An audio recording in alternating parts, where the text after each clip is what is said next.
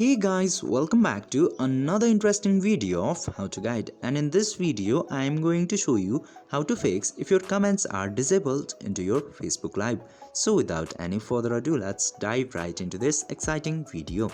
Now into your Facebook Live, if your comment got disabled, you just simply have to go into the live section at first. Just simply click into what's on your mind and click to this live video option, and into the live video section you will see this 3 bars into here. Just simply click into that 3 bars, and after clicking into there you will get this something went wrong option.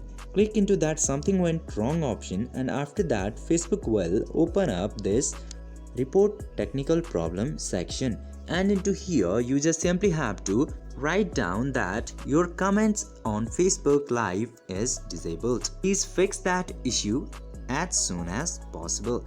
And after writing down this, just simply click to this send button at the top right corner, and whenever your Facebook help and support team will get your report and review it, problem will get solved. I hope this video was helpful for you. If yes, don't forget to like, share and subscribe to the channel to never miss another update.